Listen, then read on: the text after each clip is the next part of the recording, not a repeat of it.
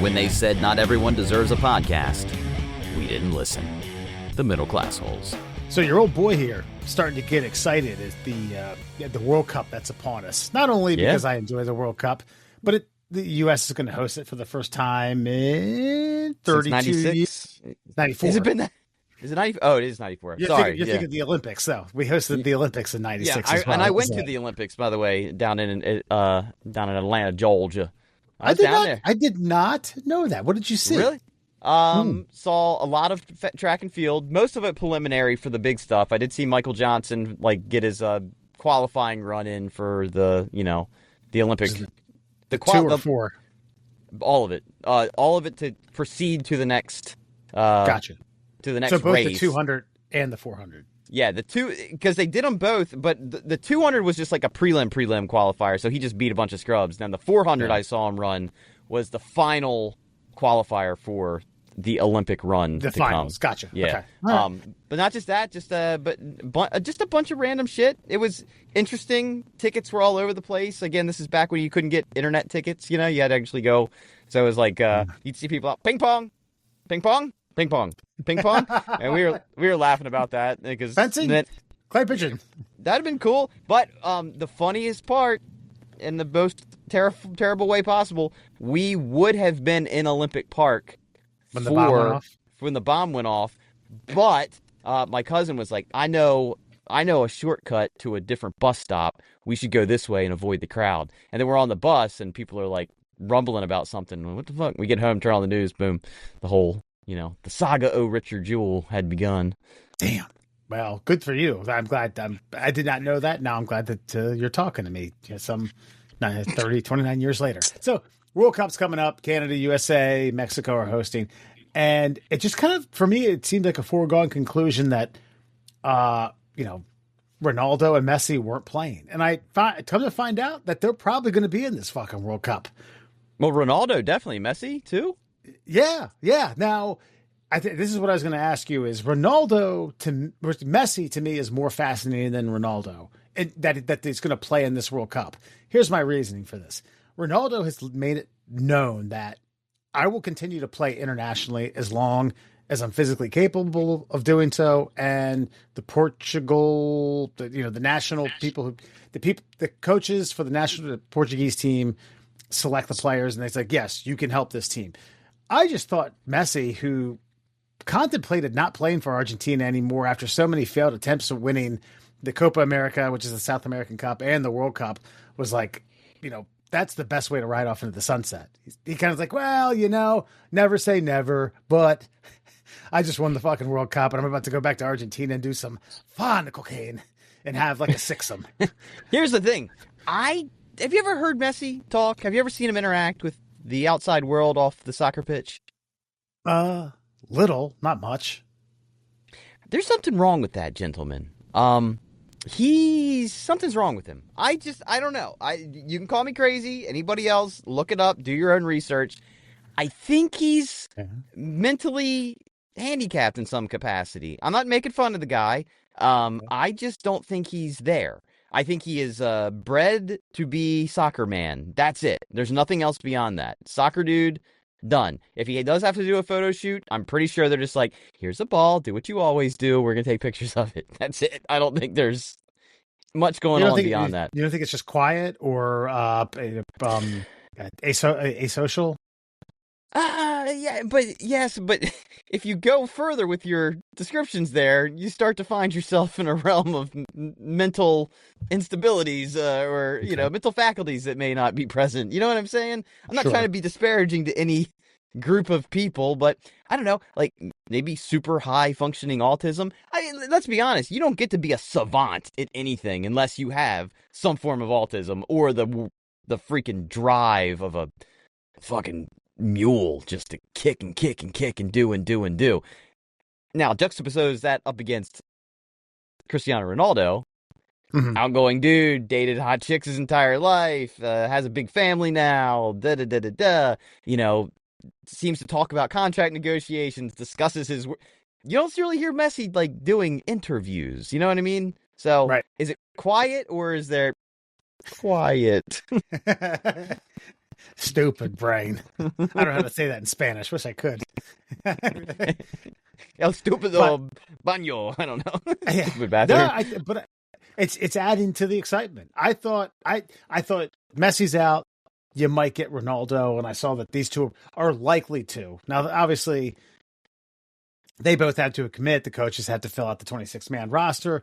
I almost feel as though they're both. If they want to play, the coaches will find a spot for them. But man, here we go. Dude, they just whatever the final qualifying international whatever tournament they just had. Ronaldo got his first international red card the other day. I saw that. Yeah. Yeah. So he's playing. Yeah. He's all part of the national team. I don't know why they'd be like, "Thanks for getting us here, champ. We'll see you never." that can happen if you have like injuries. Okay. You know, Do you want to see a small European nation set on fire by its population? Yes, leave him off the roster. Do that. See what happens. He's got a chance. Dude, he's in. Maria will get rid of her American citizenship, reapply for Portuguese citizenship, get on a plane, land, and throw a Molotov cocktail at some government building if they don't put him on the team. Okay? Yeah. That's how that'll go down. She needs to go like, ay, before she does it. I know that's pretty blatantly racist to Native Americans, but she needs to do that. It's okay. I mean, she just bought William a full Cristiano Ronaldo, like, game gear thing just to put on while soccer games are on. You know what? And the funny thing, I saw that picture. The first thing I thought was, it's Nike. They're going to have a new Portuguese kit for the World Cup, so they're going to have to re-up on another one. Yep, 100%. Thought so. Cool. Well, I'm glad. I wanted to open with that. Middle class holes, Murr, Foxman. This is actually in between the holes presented by the middle class holes, Murr and Foxman. So we're going to get into a list that's pretentious hobbies that people have. I first want to start off, and Murr, you and I talked about this a little bit. I think we can deep dive a little bit more. I think I understand addiction about as well as someone who doesn't struggle with addiction. Maybe a little bit with the booze. As I sit here and sip on my vodka. Listen, your life is not in shambles. If you had a prior engagement that needed you to be of sober mind, you wouldn't be hemming and hawing between which you were going to select. You know, I'm not saying you wouldn't take a road beer with you, but you would not deny your responsibilities for the other thing. So I think that sometimes we overqualify what addiction is, in my opinion. Okay, so my question to you is this online addiction or social media addiction sharing about people's sobriety, more or less? People oversharing about their soberness and how long they've been sober and how they've achieved certain things. One, is that a trend? And two, if it is a trend, is it annoying to you anyway? No, I don't think it's ever. I mean, I get annoyed by it, but I don't think that doesn't diminish its value. There's somebody out there that if you perceive yourself to have a problem, then you probably have a problem. And it's nice to know that there's like-minded individuals that are out there, people who struggled and got through.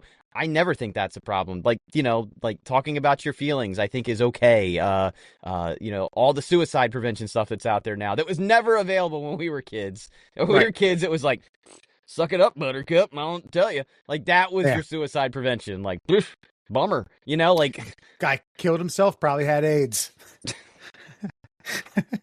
I'll tell you what, if I was in his shoes, I'd probably do the same thing. You know what I mean? No, but explain this to me, because the way you presented it before, I feel like this was something else. Like that this was like, okay, here we go. So is there like an online active movement to get people sober, whether they have addiction or not? No, I don't think so. I don't think that even an underlying, even at a conspirator level. I just think, excuse me. I just think that I think I'm probably friends with 700 to 800 people on Facebook. And out of those people, there's a handful that probably show up on my day-to-day. And out of those people, there's probably a few people that are recovering addicts of something, but alcohol or drugs or both or something like that. And some of the shit they post every 6 months about retelling the same thing that they told 6 months previous to that and the achievement that they just had and the hashtags that they throw out. Hashtag water for me. It's just like, oh, man. Christ. Well, okay. Now, then you have to turn the spotlight back on yourself. Right. And see what that says about you. Because, like, my mom's Facebook, for example, though riddled with politically inaccurate statements, probably not a lot of sobriety check-ins from her friends. So I'm saying that the company that you've kept in your life may not have made, like, a high percentage of them may not have made the wisest choices for their projected futures. And so you're seeing an inordinate amount of this stuff. Because I might see one or two, but if you're seeing more than 10, maybe that's I don't the know if it's people more. I didn't necessarily know if it's more than 10. I just feel like it's a couple and it's going to grow in the next 6 or 7 years. I'm going to get more. Got my 6 months, my 18 months, my 22 months. Look at me. Look how good I'm doing. It's like, Okay, well, here's my... Also, like, I'm not telling people they shouldn't celebrate sobriety, but this is trending on the gender reveals. Well, you also have to remember what age group that we're in now. Like, this is the age group of, you're starting to have that midlife crisis, thinking about getting healthy. What's the number one goal if you're not healthy? Probably quit your addictions if you can, then get your mind right, then get your body right, and then tell everybody about it ad nauseum. I mean, that just seems to be the way to go. Overshare. Yeah, absolutely. Well, because your brain has never shared before, which is probably why you've been crippled by the addiction, is because you shoved all your feelings down into the bottom of a bottle of Jack Daniels, and now that you've corked that off, it's like, where does this emotional retreat go? Oh, to the world. You become addicted to sharing. Yeah. God, I liked you when you were drunk. Damn it. Norm Macdonald has a whole joke about being an alcoholic. Hey, this is a disease. It's probably the best disease, I mean, what happens to you when you suffer from your disease? I get real happy. I have sex with random women. There's a friend of ours, friend of mine. You may have met him once or twice. Recovering alcoholic, has been in AA and has been clean for about 6 years now. And he comes to the annual golf trip, not every year, but most years. And when he plays in a foursome with me and 2 other friends of ours, we do a shot of Fireball sometime around the 3rd or 4th hole to kind of commemorate everything and say, job well done. We put together another trip, another successful trip. We're down at the beach. We're enjoying it. Obviously, he doesn't participate, but one year, I don't know, like 2 or 3 years into his sobriety, I did the shot of Fireball and did a dry heave, like, and I was like, yeah, don't you miss it? And he said, fucking right, I miss it every day. Kidding? I would love to have a shot right now. That's hilarious. I'd love to be dry heaving all over this beautiful lawn. Yeah. Are you fucking kidding me, man? I'd love to be in your shoes. So dude, I appreciate. I've been watching this Charlie Sheen sobriety tour. Have you paid any attention to his interviews? Knew it was happening. Haven't paid attention to much of it. Oh, dude, listen. When he first started doing this thing, I was like, man, I don't want to participate in the Charlie Sheen show again. Like, he doesn't deserve this. And then he was on Rogan, and I was like, all right, let me watch. Actually, you know what actually got me on there is he was on Rogan the day that Charlie Kirk was assassinated, and they talked about it in real time. And I was like, oh wow. Like, I don't know that there's another opportunity for an interview in the moment, play-by-play, what's going on interview that happened during that saga. So I was like, okay, and then I listened to him talk. He's fucking glib. He's still got all of his faculties. He's as sharp as ever. He looks good. And then I've watched him on all the other shows, and he was on with Bill Maher, and Bill Maher's like, "Do you mind if I drink?" He's like, "No, why would I care?" He's like, "Well, a lot of people that get sober have a problem with it." He's like, "I'm not sober if I can't be in the room with somebody else taking a drink. If I can't do that, then what's the fucking point?" I was like, God shit. Damn, that's sobriety. That's I've gotten over the hurdle. That's I'm not triggered by whatever you're doing because that's not on you, that's on me. I'm not going to tell other people to stop living their life so I can live mine. No, I need to be able to live my life with people or I'm not doing it right. It's just The guy is so fucking grounded for somebody who smoked rocks of cocaine and just rocks of crack and bragged about it. It's just fucking amazing. Short aside on this, do you know how they got him off of crack? No. They went to his dealer, who was his buddy, and they said, "Listen, Charlie's gonna die. Can you start getting him weaker and weaker crack cocaine until he doesn't like it anymore?" And he did.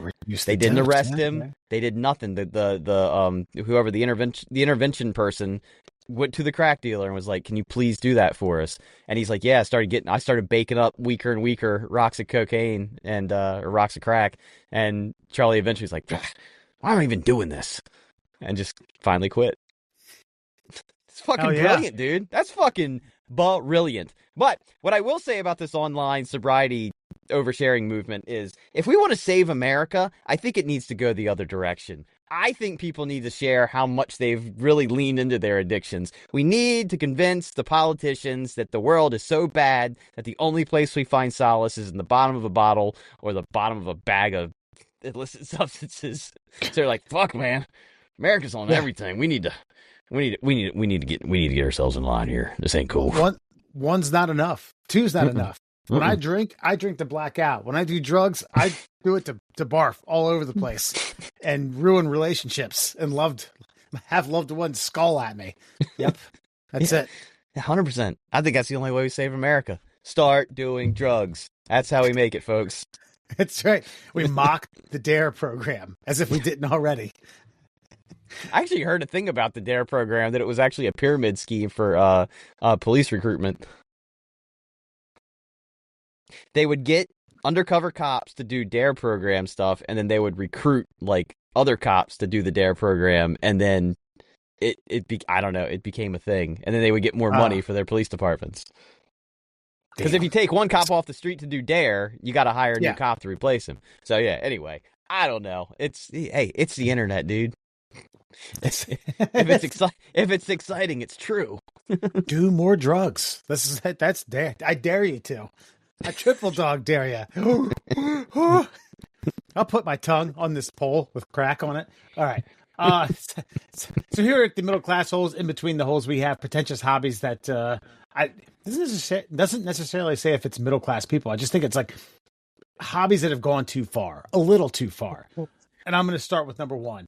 As a cyclist, cycling. It's not that deep, y'all. We're just riding bikes and drinking beer. I don't know if that's always true. Now, if it was just riding bikes and drinking beer, I think you'd see a lot more bicycles on the road and in the ditch. I think of no, like you drink beer afterwards. I know of I'm good friends with someone who does that. You'll see him out in his cycling gear. I'm talking about tights where there's little imagination to be had about what my man's packing. That's where it gets pretentious. Now, if you want to buy the booties because you got a nice bike, okay. Are you really trying to glide your body through the atmosphere to, like, for what? What are you looking to do? How old are you? Less impact. You know. Less impact on what? Your joints. Are you talking about it as an alt form of exercise? No, I'm talking about wearing the Lycra fucking suit. Oh, yeah, that's fucking silly. Like you're about ready to. You're talking about the boots that clip in order to cycle faster. Yeah, no, 100%. That's fine because that gives you both the push down and the pull up. I get that. Okay, let's work our way up. You need to wear bike shorts that have padding on the gooch, or else you're going to wind up with blisters and scabs and scars and cuts and chafage which your mama ain't going to want to look down there. No one's going to want to look down there. Your wife, you're going to barely be able to sit down. You need to wear that. But my point is you can put a pair of shorts over those. You can put a pair of small running shorts over that. You can look like a normal person is all I'm getting at. I have found that the people who get into cycling, they start with the bike and then like, I need to get the boots, and they get the boots. Okay, that's fine. I get it. That's part of the thing. And then all of a sudden they get the fucking onesie. And then all of a sudden zip up. They get the fucking Oakley sunglasses that like seamlessly stream across your ears, and then they get the fucking helmet that looks like the Yeezy shoes, and then they get fucking bike gloves, and then they get fucking douchey about where they're riding their bicycle and how cars are passing them and where they're riding in the middle of the street and X, Y, and Z. And then they start fucking making TikTok videos where they're fucking yelling at people on the bike path. Okay, that's where it gets fucking pretentious. Ride your bike, know you're in the way, deal with it, suck it up, don't be a dick. Ride your bike, I don't care. And don't unzip that zipper down to your nipples after you're done. Keep that fucker up to your fucking Adam's apple, all right? No one wants to see that shit. More of this. I know you participate in this, so maybe you can give me a little grounding here. Meditation. You wouldn't believe how narcissistic people get when they first start a spiritual practice. Yeah, I mean, I will, if someone says they're struggling in life, I say, have you tried meditating? That's almost where I have a very specific, like, YouTube video that I send to everyone that wants that. If they look like they're interested, I was like, if you're interested or not, here you go. This is where I would start. And I pretty much end the conversation there. I don't try to convince them about chakras. I don't talk about their third eye. I don't do any of that shit. I just say, here's how it helped me. I ran out of options. I gave it I did it on a lark. It helped me a fair amount. If you're struggling and you have nowhere to go, give it a go. That's it. That's where I end it. Again, if you start buying the attire, I think that's where I draw the line. I thought you were about to say if you start buying the DVDs. It's like, what? That's true too. There is so much. Listen, everybody. Honestly, I do. It's a mixed bag because the people that are pretentious about meditation make meditation videos. So there's like an infinite amount of material out there that you don't have to spend a dime to do it. Yeah. Have you ever tried meditating? I have, actually. Okay. Well, good. So someone I worked with had they had produced a video. Here I am talking about don't buy the DVD. They had produced a video when they worked for a New York City hospital, but it wasn't about meditation. It was about a patient who meditated post chemotherapy. It was a tidbit of a much larger picture. I cued in on that, and the person started working their way up to basically their emotions got stirred into semi-tears about how they felt after meditating after chemotherapy. Not just during, but when they were done. And I was like, you know what? Maybe I ought to give that a shot. And I liked it. I enjoyed it. I like the lights off. I like no sound. I like all my emotions to be suspended, which is why I would probably try one of those Aaron Rodgers chambers. That's what they're called, right? Which one? What, where he does the ayahuasca? A desensitization chamber. The sensory deprivation chambers. Yeah, like where you. Yeah, it's like the water's like 98.6 degrees. It's salt water, so you float. There's no light. There's nothing. Yeah, I would love to do one of those things. I have gotten within a fucking dick's whisper of like transcending in some capacity, and then I'm like, I'm literally like just meditating for like half an hour, and all of a sudden I'm like, oh, here we go, and then it's like, no, you don't, and you just get sucked right back to reality. Like I feel like my third eye's about ready to show me something, and it's like, nope. As soon as you perceive it, it's on, it's over, it's done. So yeah, never quite gotten there. It's like that 13-year-old waiting for that first orgasm. Like, oh, hey, no, oh, all right. I'll try again in 30 minutes. No, that would never happen. It came, and then I was like, I'll do that again in 30 minutes. I better knock this off. Here it is, 40 years later. Disc golf. Fucking A. Calm down, bro. You're throwing a frisbee in the woods. It can't be that serious. Okay. I agree with this. I agree with this being on the list. Although I feel as though, as competitive as I am, as much as I like frisbee, if you put me in that environment, I might be all about it. Yeah, but would you need the newest putter every 6 months to a year? You know what I mean? No. Would the chains fuck you on a specific hole? Yeah. You know what I mean? Like, these are rusty. They haven't updated these in a while, right? Yeah. Would you go that far with it? I mean, I've thought about just doing it, but I feel like I might buy 3 of them for my backyard, Because I got an acre plus my neighbor. He's got a shit ton of land. He wouldn't give a shit if I threw one of these things up. And I could if I strategically place them, I realized I could make 9-hole course. Oh, and you can charge people. Or I could just be alone and meditate with Frisbee. You could combine 2 pretentious hobbies in one. Exactly. Look at that. And I can bike between holes.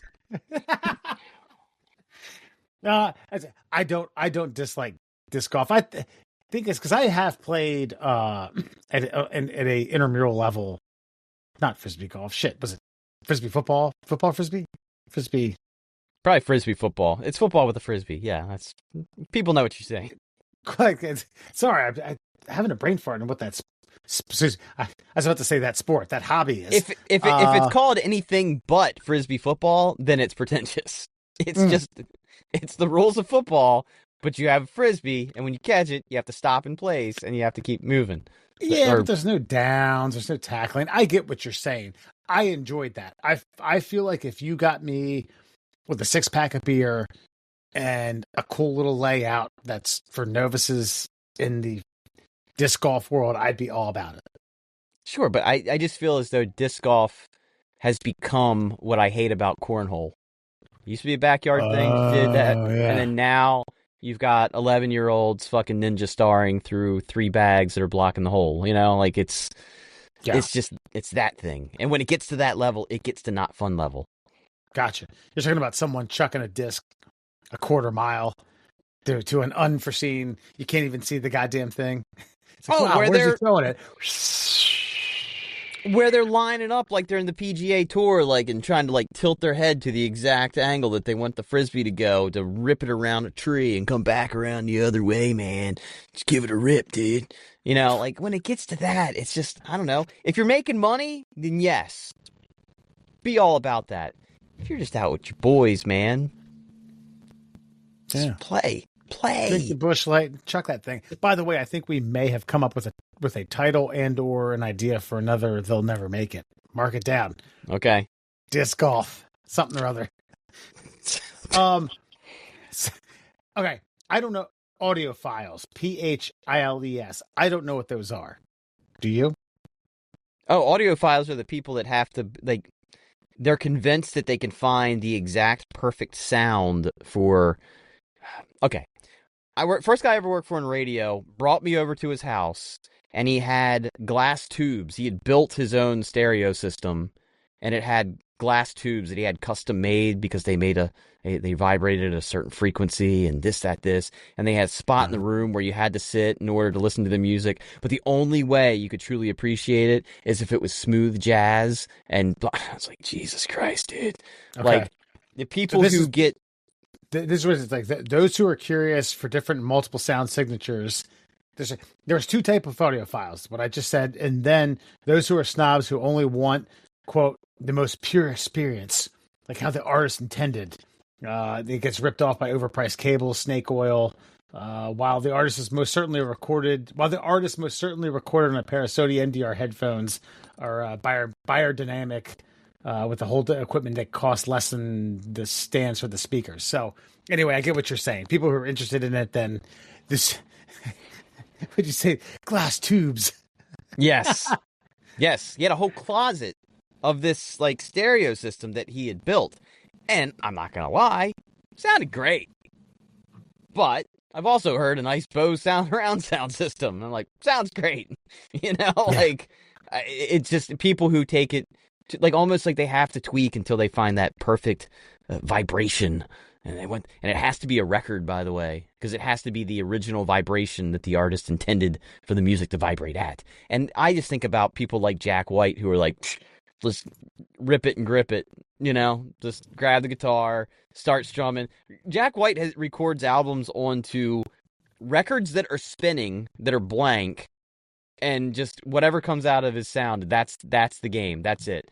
He didn't fucking intend for all this shit. Just fucking play the thing. Listen to it. Yeah. Enjoy. This is reminding me a long time ago when I first moved to Baltimore. I used to go to this place. I'm trying to remember. It's been 3 or 4 other things. Forgive me. It was a barbecue joint, but one of the bartenders asked me if I because they were playing My Morning Jacket on the surround sound in the bar, and he said they recorded an album in a grain silo for that perfect sound. I was like, oh wow, that's awesome, man. Yeah. And they expect you to care about it. That's the other problem with them. They expect you to be fascinated by the thing they're fascinated by. It's like, I like music. I like words. And when they make me feel stuff inside, that's the thing that I like. Not the aural vibration of the 432 hertz, man. It's dead on. It's can't go north or south of that. It's gotta be. That's the window. That's the yeah. Man, in a grain silo, can you imagine? God, these guys probably had orgasms playing their whole album. Their testicles were vibrating so that they became so fertile. Every one of their wives got pregnant that night. It's me sipping my Coors Light, like, oh man, that's fucking fucking A, man, fucking A. All right, next on the list, fucking pickleball. That stupid ass fucking game. Look, pickleball's fun. Pickleball has turned into a phenomenon. It's tennis for people who can't play tennis. That's what pickleball is. I mean, and if you can play tennis, you can play pickleball. I get there's a couple extra little different rule thingamajiggers, but it's compact, it's easy. Yeah, that's it. I mean, but it's gone too far. Let's be honest. Like tennis, I feel like the lay person can't play it. It requires a hand-eye coordination and an agility, cardiovascular, just basically a combination of physical skills that the layperson isn't going to go out and enjoy a leisurely game of tennis. Yeah, I mean, if you go out and you guys are deciding like, hey, let's just try to beat me, but let's just volley. I think you can have a fun round of tennis, but with pickleball, it's like badminton. You know, they can be competitive badminton, but it's also just like I'm going to keep doing this until you juke me out. That's it. It's not like I'm going to be so out of breath because I'm running all over the place. You're just playing inside that little box like that you would serve into. That's the whole court. So it's fun. Unless you've got, you know, weekend warrior Willie who wants to fucking wreck house every time and fucking ball, man. Dead ball. It's probably weekend warrior Wong. Don't say Willie. Come on, we know he's good at this sport. Good point. I mean, we had to break it down where that guy fucking blasted that dude in the face with a crescent kick. Remember? Yeah. They went to shake hands and. It's the same. That's the pretentiousness of all this shit. That's what this is all about. Is if you want, some people are trying to fill such an addicted void in their life that once they find a fun hobby, they got to turn that hobby into anybody who identifies with their hobby. It's no longer a hobby. That's an addiction, and you need to move on from it. Anyone who identifies with their hobby, meaning this is my life, or this is part of what I do. No, not this. Not that this is. I think this is a part of what I do. Like, this is a hobby. I enjoy this. I'm getting ready to break my own rule here, because if this thing took off the direction we would like it to take off, then it would no longer be my hobby. But then I would make it my job. But yeah, I enjoyed it. But see, I guess the difference is even if this isn't successful, I'm still going to do it anyway. Sure. Okay. Maybe I give you like I was going to say a more realistic example. This is pretty realistic. I like golf. I also like golf because I can go out and drink and piss wherever I want and smoke a bunch of cigarettes and do that. If I just happen to be good enough to get paid even a cent while playing golf, I would do it. But then if there was the whisper of a monetary, I don't know, donation to your bank account, then I think it's okay to go balls to the wall and turn into the monster, because then you're getting a reward for it. But this goes back to the bicyclists. Like, you're not going to ever get paid to do this. So you're never going to bike through the French Alps. Knock it off. So have fun. Just have fun with it. Pickleballers. I don't think you're ever going to make retirement money from doing this. Gotcha. So just have fun with it. I get it at the Great Lakes Resort in Florida. You're probably number 3 or number 2 on the polls, but elsewhere you're a crusty old fuck. Enjoy the beer. Yes, 100%. Yes. I mean, to me, it kind of ruins the point of a hobby. The hobby's supposed to be relaxation. It's supposed to be like an escape from the world that you hate. And then once you turn the hobby into the thing where you hate if you didn't succeed at it, it's not really a fucking hobby anymore, is it? Yeah. I'm also wondering with some of these things, like some of these, I'm not going to call pickleball a sport, a hobby that borderlines a sport. For someone like myself who is way too competitive about everything that he does, if I'm not good at it and I just like sit there and pout and don't play it anymore just because I'm not good at it, am I the asshole? Yeah. Okay.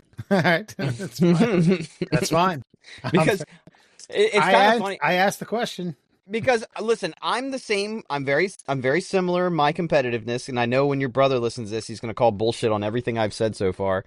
If I'm Don't worry, good, he's in Germany. He won't listen till Wednesday.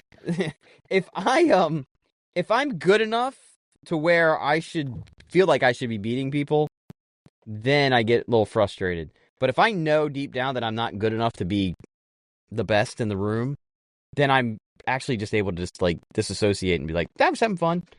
Like when we were playing darts all the time, there was a point where I'm like, "Dad, throwing darts is just relaxing and fun." And then when I started beating people, I'm like, "All right, you gotta take this shit seriously. You gotta put this beer down. Hey, you guys want to play for some money? You guys want to put $5 a game? Come on, $5 a game. Let's play $5 a game." And then you play fucking 3 hours, and then you get pissed when you miss and you lose. That's yeah. So yeah, I mean, I guess it's based on your skill level. I don't know, and your delusion. Yeah, a mixture of skill level and delusion. A lot of people who are into wine are just alcoholics who go through the motions for it to be socially acceptable. I've unfortunately had to be around and socialize with a few of these turds on a few occasions. No, Brenda, you're not a wine connoisseur. You're just a slobbering drunk. I think wine's one of those things because, like, me and you enjoy a variety of beers. I like different beers. I like a nice flavorful beer. I have different categories of beer. I have, listen, here's where I know I'm not a snob. I will buy an 18-pack of Coors Light. I'm just going to have some beer. I'm going to have a few of them, a lot of them. I'm not more than my doctor's fucking comfortable with, okay? That's what that beer is. And then I'll buy me a nice IPA. I'm going to have 1, maybe 2 of those. That's where but I don't go through and say, "Oh, now this one." And I tell you about the fucking founders of the company, where the hops were fucking grown. No, if I find something that tastes good, I just stick with it and drink it. That's it. This is this here's the Cashmere Idaho 7 and Citra hops for citrusy, tropical and juicy flavor. Well, I do know that I am a big fan of the citrus hops. That is they're delicious. It's a flavor profile, though. I'm not sticking my snout in there like searching for the earth. It's a great. I think we've talked about this. House guest Sinbad. Mm-hmm. Yeah, yeah. You'd say that at a house party that the people that are having him as a house guest has a wine connoisseur, and he starts rattling off all these characteristics about the wine. He's like, "Sounds like you need a woman." Earthy, voluptuous, sensual, seductive. Yeah. I can't remember what podcast I was listening to, but they asked a wine expert at one point, are people just jerking off, like price-wise? And they said any bottle over $600, like there are $600 bottles of wine where like the season was perfect and this and that, and it's like the grapes were absolutely the best rain, the best soil, the best nutrients, everything. Okay, like that's how much that bottle is going to be because it's rare enough and the flavor, but the flavor's still like good. And then after that, you're jerking off to show how much money you got. But but their whole point was like, there's no reason why you should not be able to find a $30 bottle of wine that you just love, and that's my guests are coming over. They're gonna love this wine. Yeah, and yeah. I'm not a wine snob, but I've always favored the South American wines, Chile, Uruguay, Argentina, for the most part, the West Coast ones, and some here and there. But I don't know. I think the South American grapes are just. I think they're mushed better. I think they have a better mushing process. You know what? They're probably not overregulated, and like, yeah, That's right. Yeah. Javier was just walking barefoot to work, and maybe he got some like sweet pollen on his feet. And was just like, oh, I'm going to squishies today, and it's like, God damn, that's good. That because I like. It's funny I say that. The barefoot Pinot Noir. I like that one. Like that's my go-to. You know what? I haven't had wine in a while. I'm gonna grab me that. That's the one I go to. A nice dark red fucking wine, kind of dry, got a little fruitiness to it. That's it. Okay, I'll give you a recommendation. Next time you're doing that, look for a South American wine. Okay, I don't know how to do that. Do I have to? It says it on the bottle. It tells you where it's fucking made. Okay, is it on the front of the bottle though? Because I'm not. Front of the bottle for the most part. It'll say California. I think Barefoot's California. I'm pretty sure. I think so. And then someone would say, Chile, Argentina, Uruguay. Okay. Damn. Okay. Because there was also an Australian wine that it had like. Those are good too. The Australian wines are good too. I will not harp on those the grapes from the down. To say the down south. From the down under. The down, yeah, that's right. That's what that song was made of. I drink from the grapes down under. There's a couple I'm going to fly by music.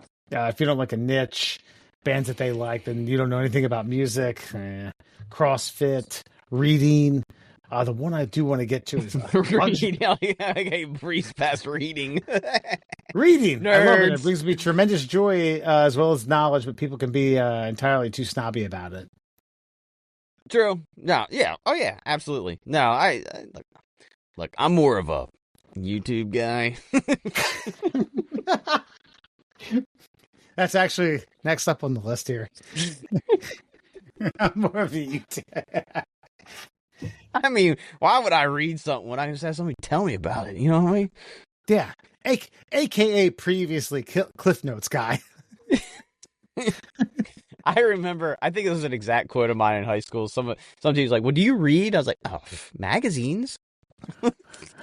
Which was true, though. I did. This is why, like, I've always stayed involved. I always read Newsweek, like, cover to cover, like, all through high school. Like, I had it. My dad got me a subscription, and so, like, I felt like I was, like, informing myself of the world. And then, so I only read magazines. But I read legit magazines. That's why I always have this stupid knowledge about fucking ancient civilization shit. And every time it pops up on fucking, like, now, everybody likes ancient civilizations because it's all, like, conspiracy theory shit. And I'm like, I know that place.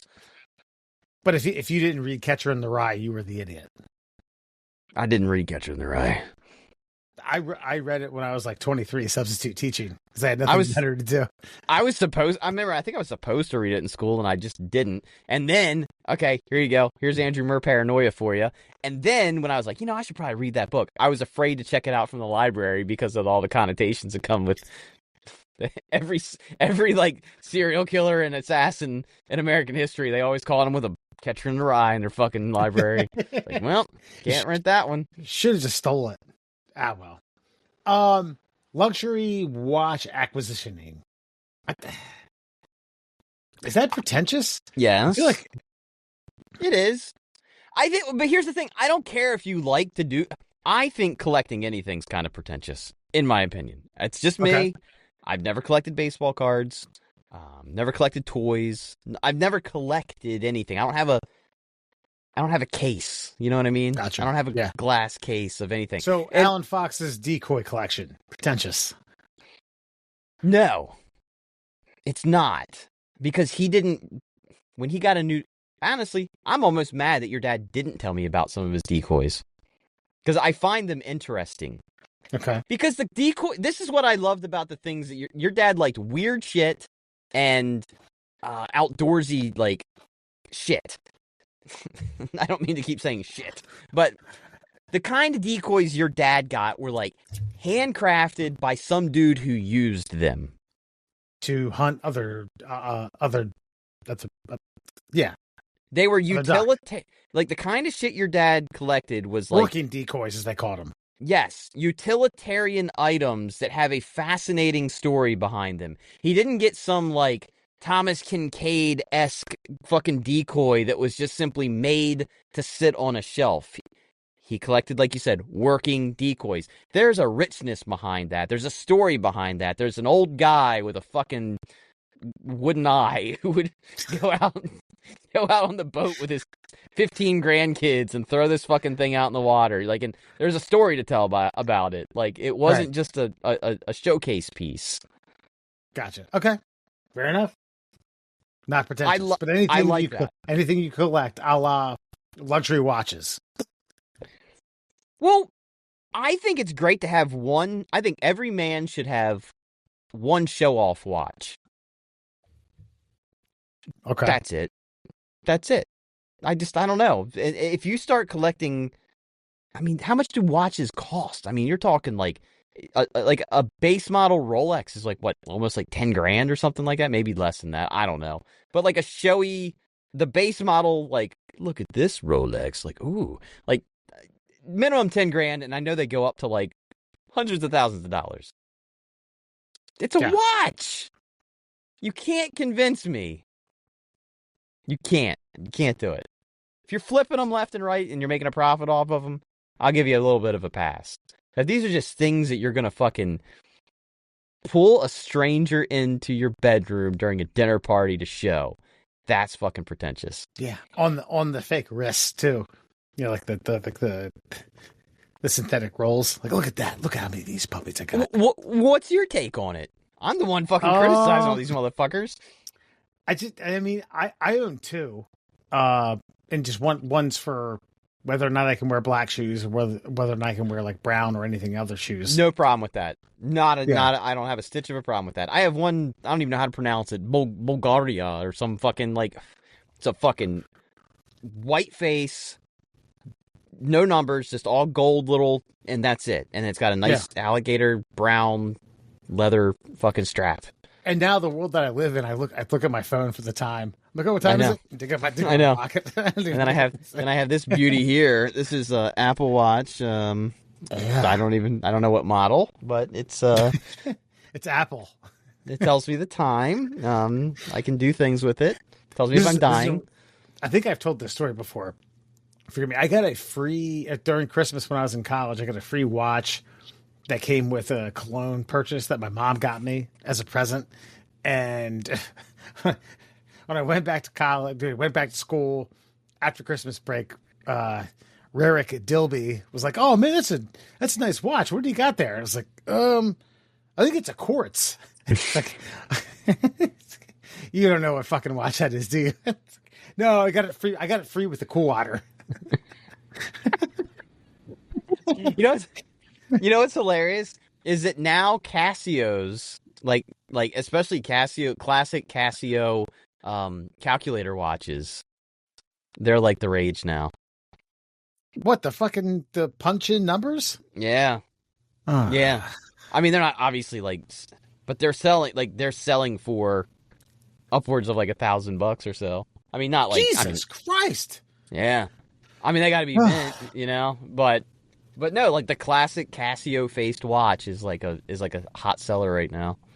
People are like burning up eBay for them. Man, I gotta go up into my attic. See if No, you don't. No, you don't. I mean, if you want to wear it and pretend like you just bought it for whatever, but no, don't. You're not doing that. Don't do that. Don't do that. I'll just get the Hulk Hogan and Andre the Giant toys out, and we'll sell those. The one thing I do like about watches, though, the precision of that shit. There's something about the technology that was created, especially by the Swiss.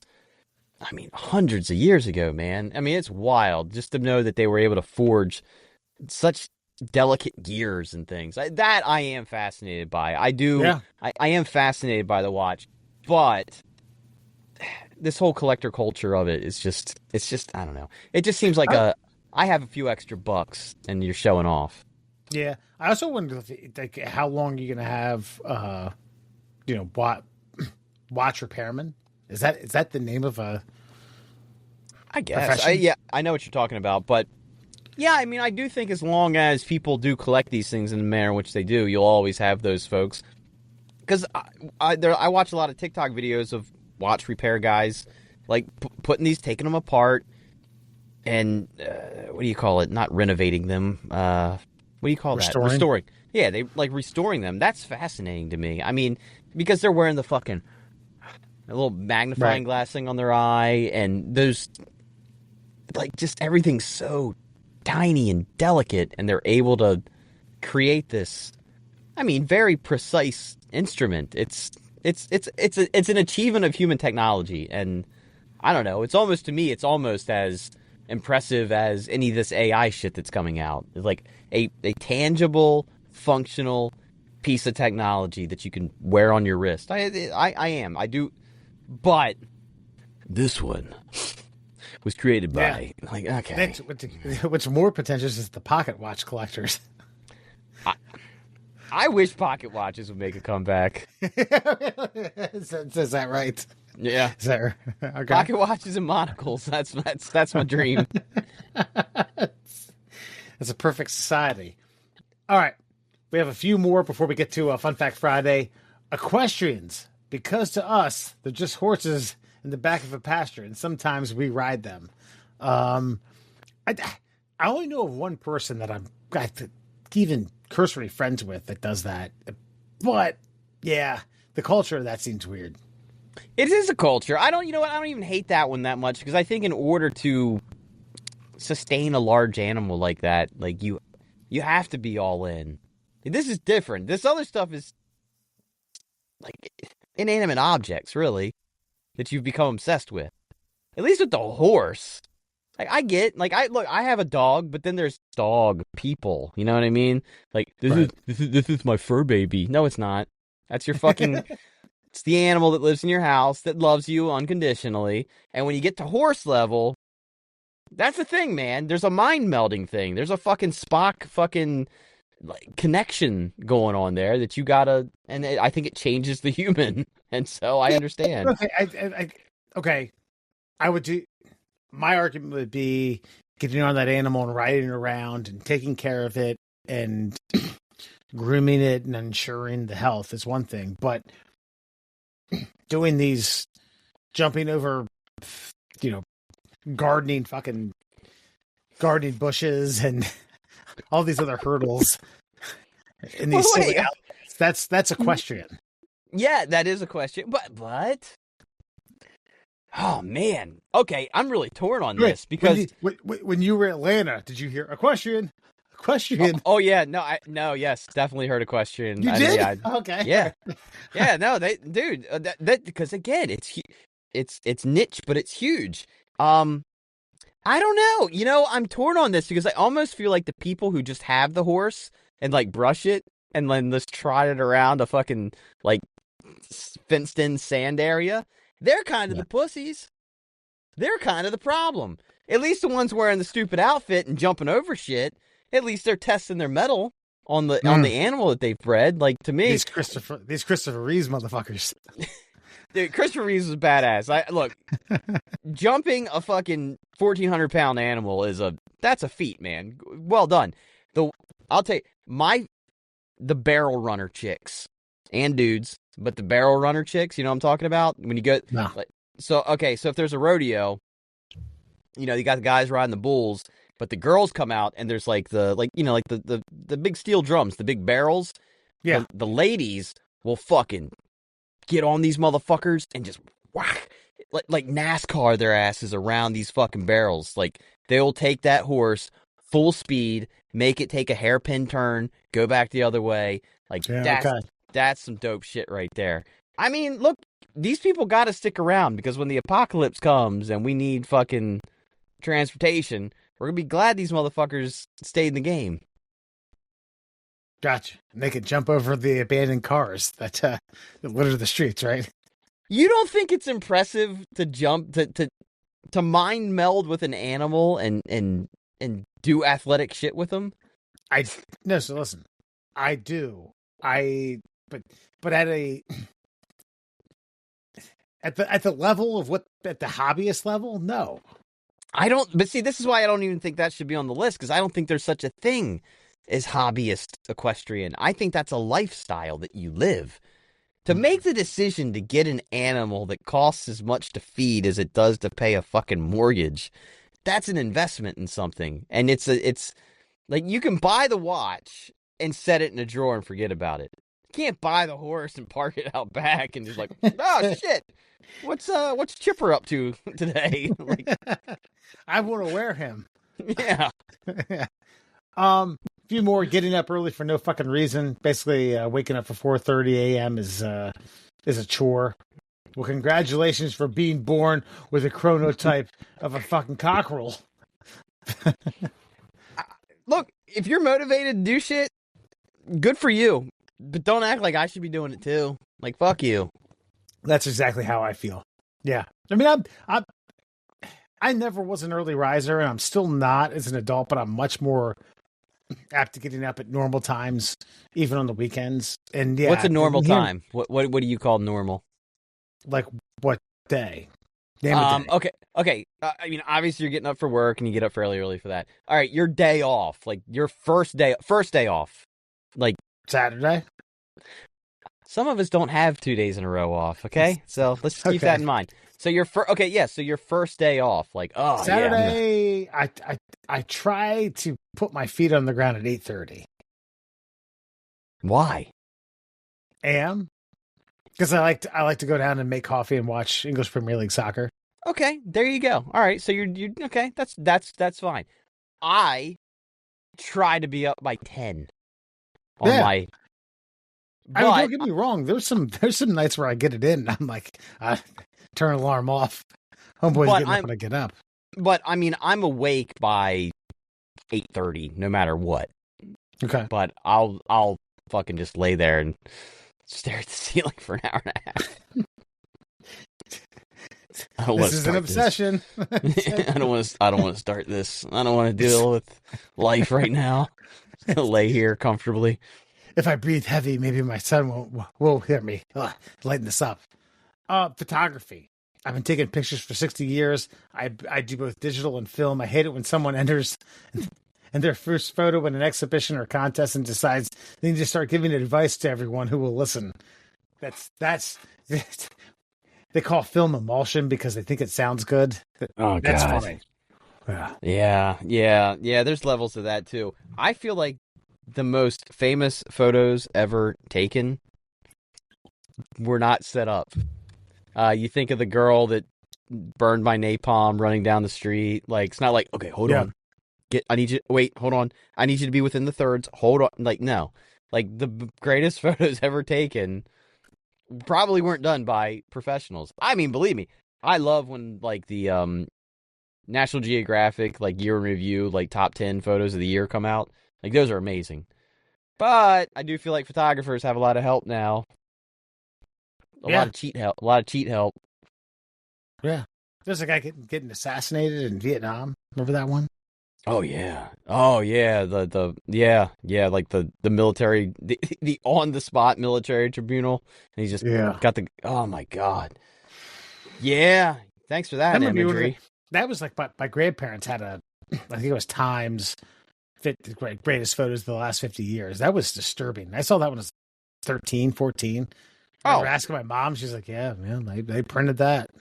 The fucking monk, dude. The fire monk. The one that's on the cover of the Rage Against the Machine album. Yeah. That's disturbing. And every time I see it, I'm like, that homeboy was dedicated to that fucking cause. Jesus Christ. If there is life after this, homeboy just rolled into an orgy that you've never seen. Endless cum. And if you want to learn about meditation, that's your guy. That's right. Last two people who use psychedelics and acts like it makes them exist on a higher plane than other people. Just in general, people who do drugs, it makes them think it interesting or counts as some kind of accomplishment. I get it. Understand like the whole mushroom and acid crowd. Yes. People who over talk about it, like, and it, like, you're missing out. Like, okay, maybe, okay. Right. Yeah, I know. I think there's something to it, but I don't need you to tell me more about it than you need to. It really helped me with my anxiety. That's all I needed to hear. Thanks, champ. Hey, it was cool. It's a good time. Yeah. I don't even like the cool good time people. I do like the medical here's why it works people, but I almost find the good time people worse than the other people. Dude, I'm a good time people. Fuck you. Fuck you. Yeah, but you've never fucking sat here and like explained to me why it was a good time. Like, yeah, it's a good time. That's been generally the dissemination of your experiences. Yeah, good time. Like, that's it. Not you need to do it because XYZ. Right. You've never had a good time. You know why I know? Because listen to this. Until you've done. Yeah. Yes, yeah. But I would like to take that trip down to Aaron Rodgers land down in old Costa Rica. I'd like to go with Aaron Rodgers. Aaron, if you hear this, I can't afford it. So if you could take me with you once, change my life, I'd appreciate it. Yeah. We'll cycle. We'll meditate. I'll do everything. And we'll do the last one on this list. Make a charcuterie board. Bitch, it's a lunchable. Get over yourself. Pass a Swiss. That is true. Every one of these, this is what pisses me off about this list. I like every one of these, but there are people who have taken every one of these and made me hate it. It's the Little League coaches. Yep. It's the people who care too much. Listen, I've made charcuterie boards. I love charcuteries. You put a good fucking salami and a mustard. No. Let me tell you. No. I just want to tell the world. I want you to complete this thought that you're having right now. I just want to tell the world, if there is a charcuterie board expert, in my opinion, it's any member of the Fox family. That's right. Thank you. I appreciate that. Yeah. No, line up. Give me the West Fox charcuterie board. I need 5 items. You got to get 5. Oh, is that too many? What's your number? No, it's too few. I need probably 7 to 8. Okay, then go for the go. Run the gamut. Do it. You got to get a salami, a peppered salami. You got to get a pepperoni. Mm-hmm. Wait, hold on. All right, layman here. What's the difference here? I get there's salami and pepperoni, but you need the 2. You can't just go with 1. In my opinion, no. You got to have that deviation of that, and then you have to. Then you probably have to get like a cured ham, like a prosciutto, something that's a little softer. Oh, all right. You continue. Okay. Continue. You have to have roasted red peppers. You have to have pickles, which I know is not your thing. No, it's fine. I don't have to like it. But I can appreciate it. Yeah. You have to have like an olive of some sort. I don't care which one it is, black or green. You have to have some mustard, and I would say, you need a vessel. You got to have a cracker. And honestly, crackers are bread. I don't give a shit. Don't care. Can I throw something out there about the cracker? Sure. Can we all stop pretending that these uppity crackers are any fucking good at all? Yes, we should. All you uppity cracker people, stop. Yeah, you know what like the wafer fucking like way too crisp cracker, way too little seasoning, way too white starched. Can we all just admit, hear me out, that the Ritz cracker, if you don't know, that the Ritz cracker is a fucking premium cracker, just flavor wise. Just fine. And if you put especially with a little salt on it, perfect. You left out cheeses though, which I'm a little disappointed in. Oh no, I was getting there. Okay, sorry. Slice. I would say a pepper jack, and then something a little more mild. I'm a Havarti fan, but I would not go. I would not shy away from a Gouda or a Swiss. Thinly sliced, of course. I think pepper jack. I also would like a little tomato in there. Oh, see, I would if you don't mind, I would prefer that you replace the olive with that. Yeah, that's fine. Yeah, the olive has the salt, which is why I like it. But you, it's not that these cured meats don't have any salt on it. I know. They're fucking littered with it. I also think that a pepper jack cheese or a Colby or anything, a mixed cheese, I feel it's overrated. I feel like if you really want those two flavor profiles, that you should have the cheese is that make the profile, like, because like any jack cheese is a mixture of cheeses. So Yeah. let's go with a fucking sharp motherfucking cheddar. I mean, a cheddar so goddamn sharp and fucking make an infant bleed. You know what I'm saying? You can smell it as you're putting it around your lips. Yes. Yeah. But I love it's not like the wine snobs. It's totally different. I love the Gouda. I do love the Gouda. Yeah. Oh man. And I will say if you're short on crackers, the cheese can. Oh yeah, no. Sometimes I feel like if there is a good charcuterie board, I'm like, I feel like I'm filling up too much here. So I will actually use two different cheeses as my top and bottom bun, and then I feel better about myself somehow. And pretentiously, this isn't a Lunchable. No, but then here's the thing then once you've got the items placed, which I think you should, take your time and like you've thought it out. At that point, then it should become a Lunchable, and you should not be pretentious about like, no. You should get a dab of this and a dab of that. These three complement each other. No. Whatever the fuck I think complements is the complimentary fucking items that I put on my fucking cracker or not. Yeah. And I will say, I would never say, hey, this is your death sentence charcuterie board. If that would ever be a thing, it would never be. But I was at a place one time that had blue cheese crumble. And I was like, what the hell is that? Oh man. That's really good. Damn. Yeah. No. And I don't know if I would add it to my imaginary murderer's row Mount Rushmore charcuterie board, but keep that in mind. Yeah, no, don't sleep on the funky blue cheese, especially when you have like these other cured meats that you're talking about, because there's something about that sharpness. Yeah. Ooh. Yeah, your nose needs to smell that before it gets that pungent, I personally do want like a spreadable funk cheese on there. That's my only thing though. I like to have like a nice funk cheese. Maybe with a salami. And sometimes maybe that's it. Yeah. I like the fuck. I like a fucking man. You threw that tomato out there, started fucking watered, man. I was like, thinly sliced. If you have my opinion, again, if you're not doing sun dried tomatoes or like sliced cherries, give me aroma that's just kind of like really really thinly sliced, like it's a meat slider. Yeah. Oh yeah.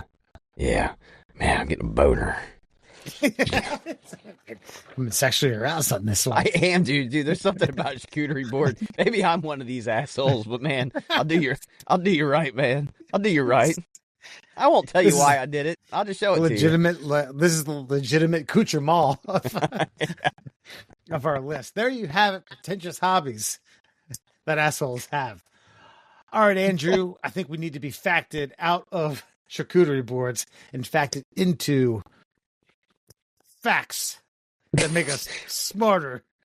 Look, I'm a little drunk and I'm a little high on these facts right here. Let's give them to you. It is Between the Holes Fun Fact Friday edition 3.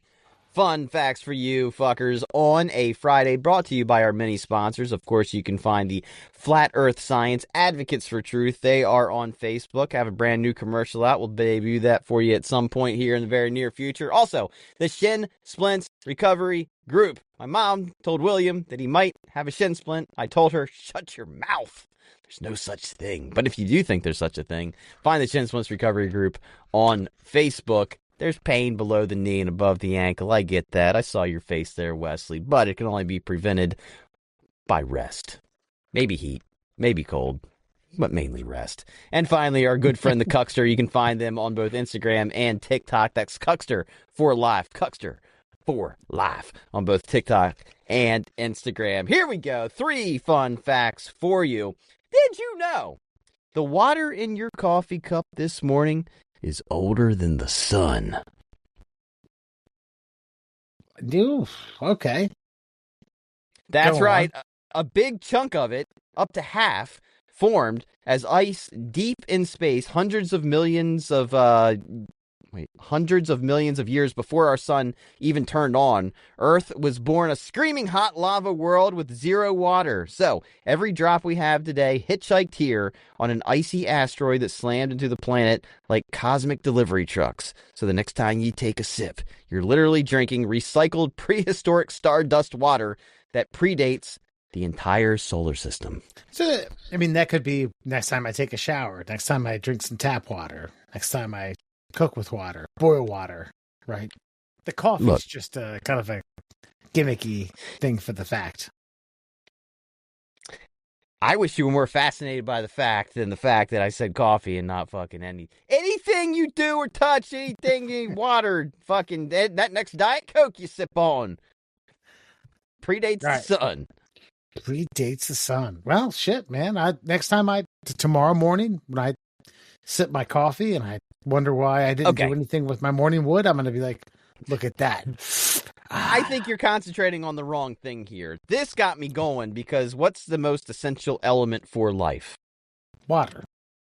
That means, in my opinion, we're aliens. There's no way that life sprung forth on Earth if these water comets, whatever, the fucking thing. Think about that. Think about how many fucking asteroids and comets and shit had to hit the Earth to fucking populate the ocean full of H2O. So that means that whatever came with that brought us forth from its primordial beginnings. Because if it was just if this was a planet that was created by volcanic activity and all this shit, where nothing could survive the temperatures and the environment that was here until the water arrived, that means whatever arrived in the water had to create us.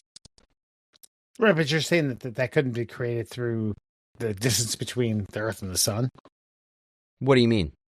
Like, the Earth is the perfect distance.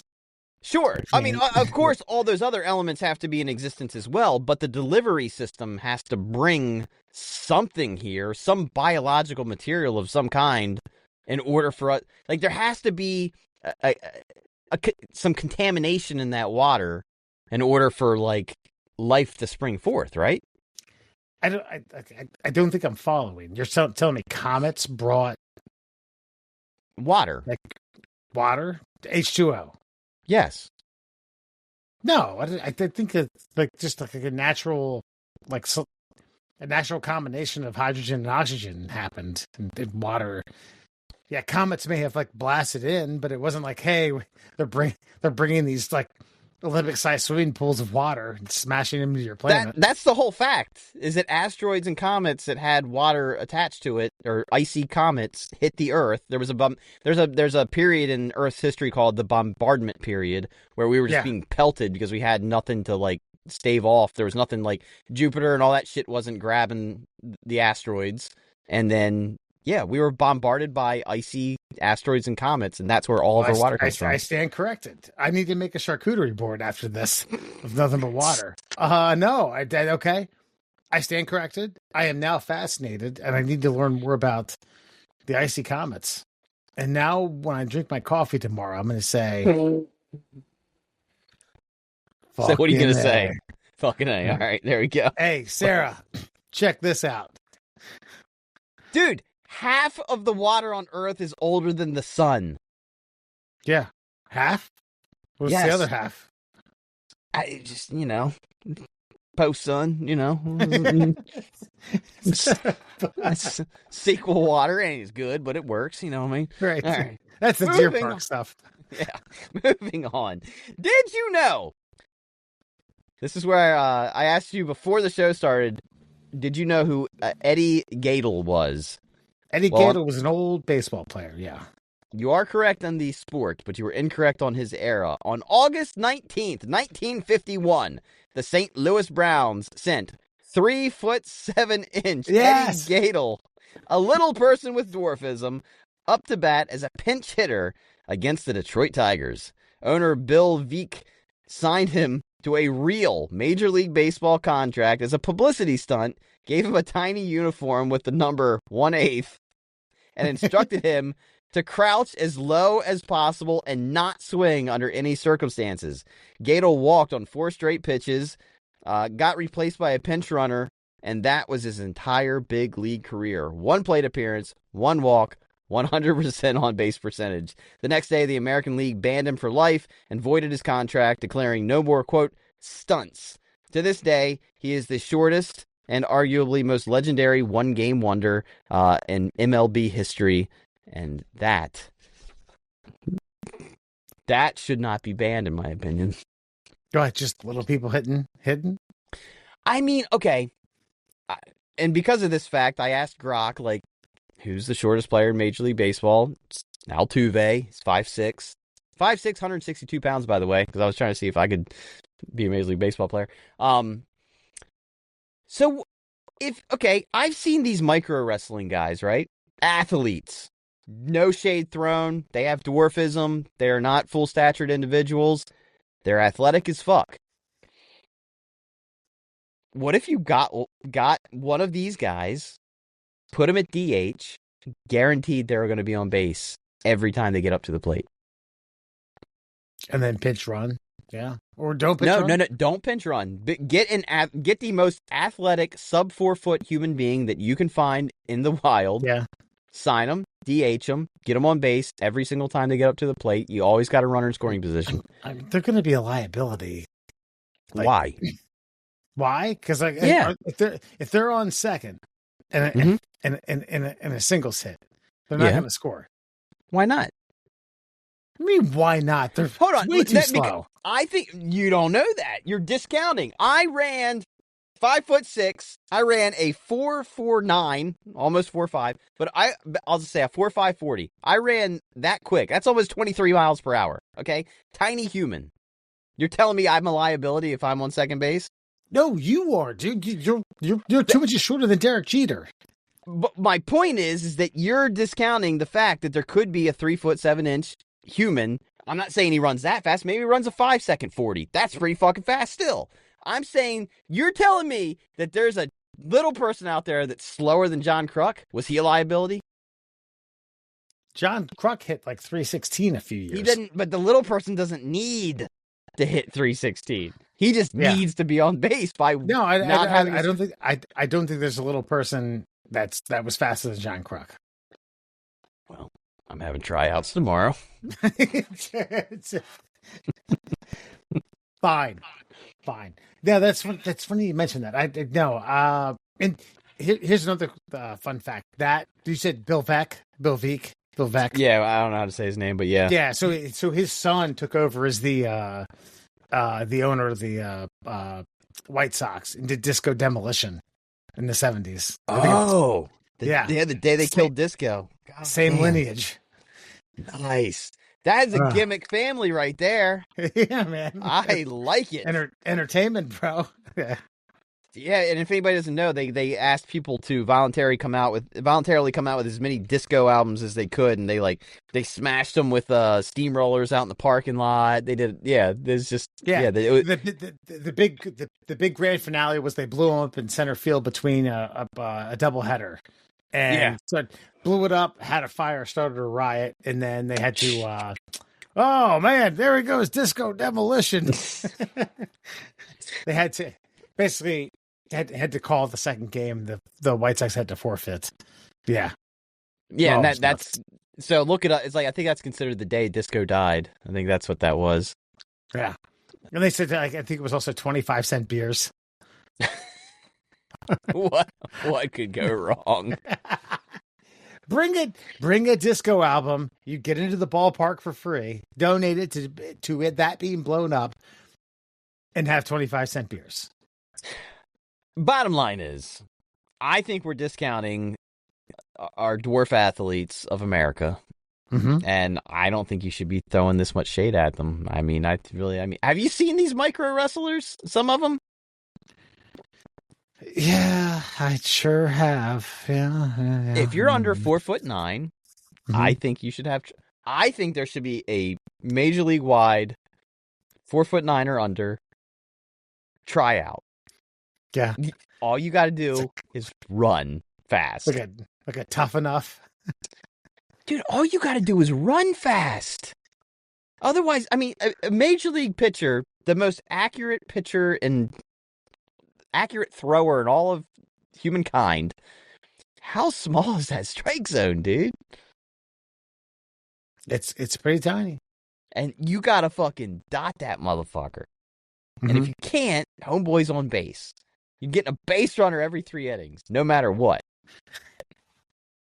Come on. You are gonna have to manage your team and make this work. That's I know. Let's do it. We'll try it out in single A. We'll see how it goes. That's all I'm saying. And finally, did you know there is such a thing as tree law? Are you aware of tree law? No. Tree law is the silent killer of many bank accounts.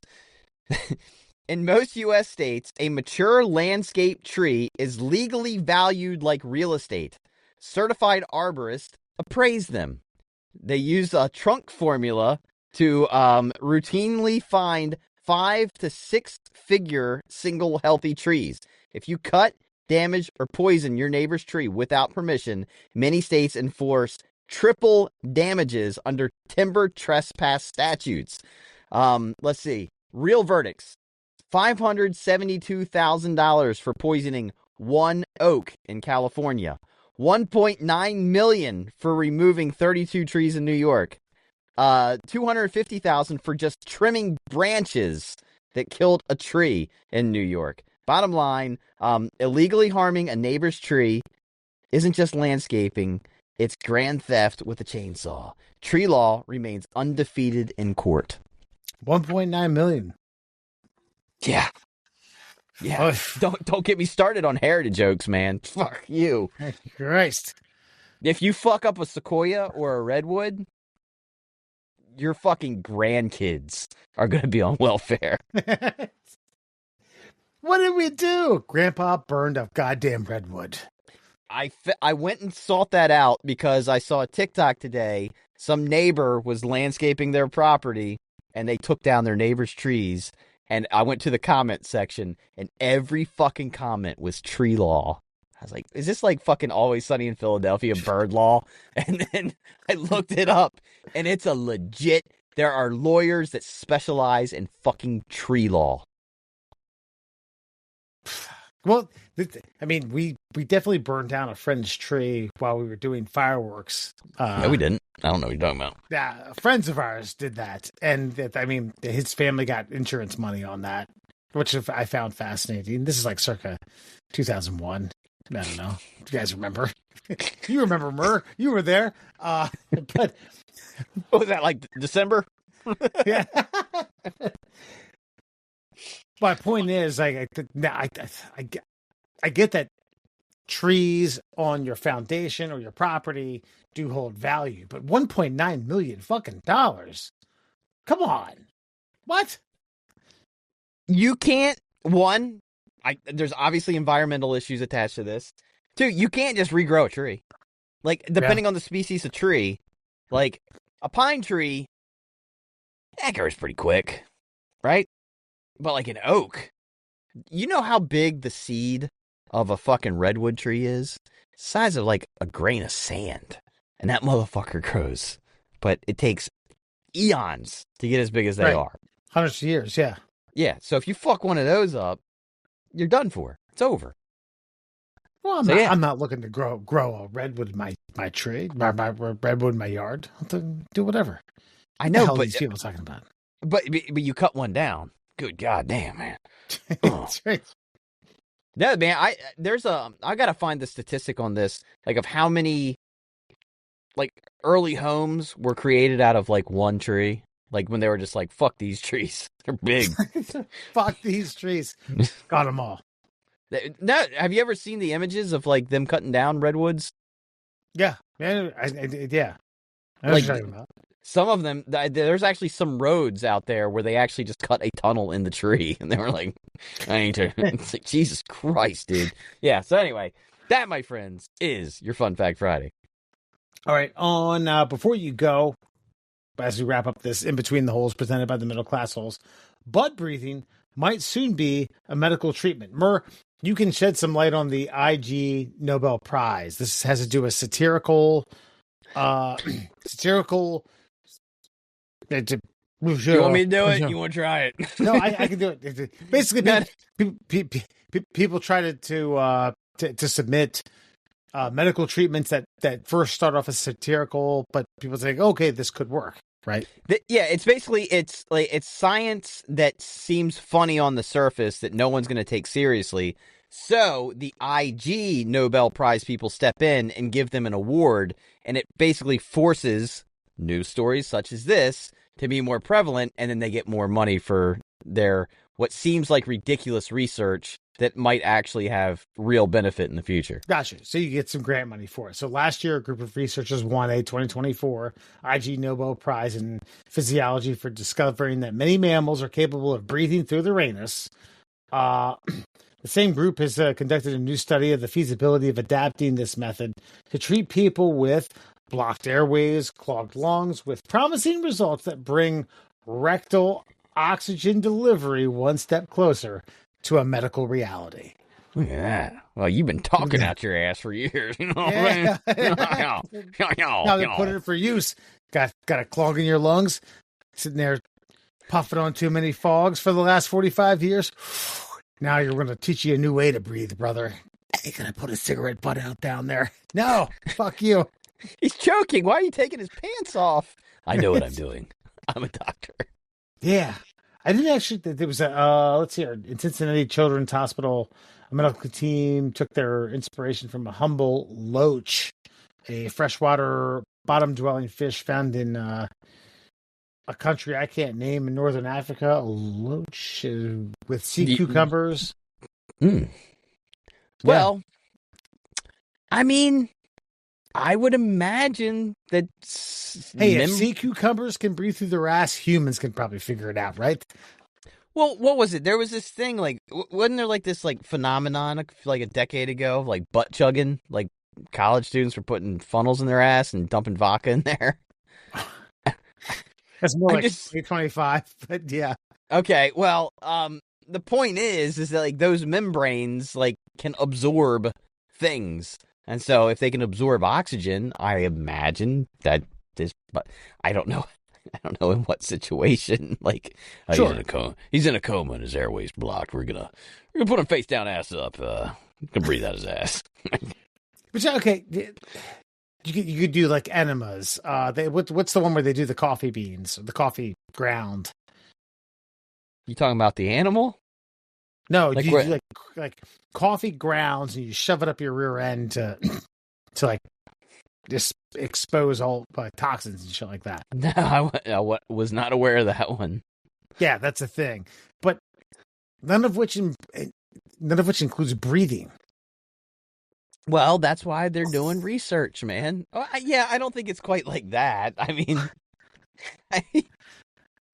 what are you going to stick your ass? You're underwater and doing a handstand? But I can do a handstand for 25 minutes now.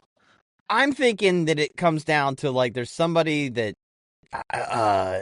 has a debilitating, potentially fatal like lung issue.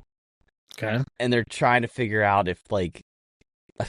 All jokes aside, if they can put them face down, ass up, like, can they keep them oxygenated enough to not die while they do something to benefit their life?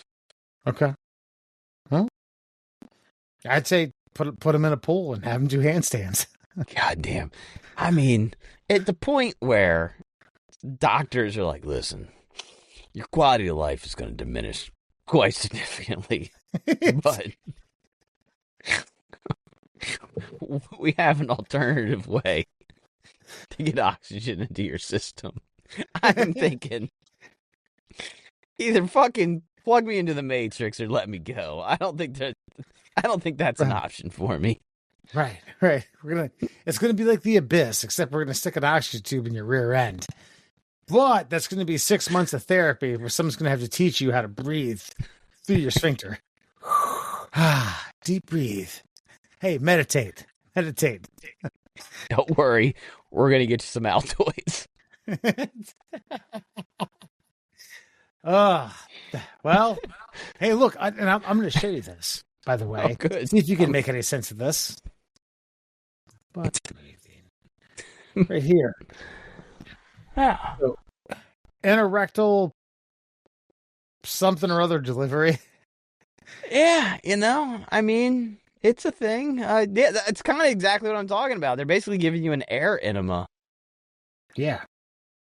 I like the evolutionary progression chart they have at the bottom there, where it's like starts here, goes there, goes here. Okay, so air starts on your butthole. It slowly makes its way until full breathing. And then the arrows. Blood PDF measurement right here. No systematic observation. Look, bottom line, I mean, it seems legit because CPR now they don't even tell you to give them breaths anymore. They claim that there's enough oxygen in the body that if you just do the compressions, enough oxygen will circulate that you don't go brain dead. So it doesn't seem like your body really needs all that much. So if your butthole, so we just need to learn to breathe through our asshole. I don't think there's a learning to breathe through your asshole. I don't think this is a thing you're gonna find on YouTube with some chick who doesn't shave her armpits is gonna give you a tutorial on this. I think they're just gonna fucking plug you in to a bag in the hospital. Gotcha. And just like, you're gonna live. Not well, but you'll be here. Am I breathing through my third eye? Yeah. Actually, it's your fourth eye. Hayuka. All right. That is all the time we have tonight. Thank you for joining In Between the Holes, presented by the Middle Class Holes, Foxman and Murr. You can find us on all your social media outlets and platforms at the Middle Class Holes, Instagram, Twitter, TikTok, YouTube. Tickle our tummies at gmail.com for your email, and Facebook. There you go. Voila. Ta. I'm learning to breathe through my asshole on this one. All right. Anything else? We're off next week. Enjoy your Thanksgiving holiday. We'll see you. We'll pick up again at the early sector, the early third eye of December. How do you feel about that? Gobble a turkey, gobble. All right. And by the way, watch Planes, Trains, and Automobiles, the best Thanksgiving movie ever made. Thank you. That's where that's from. All right. See ya. Gobble.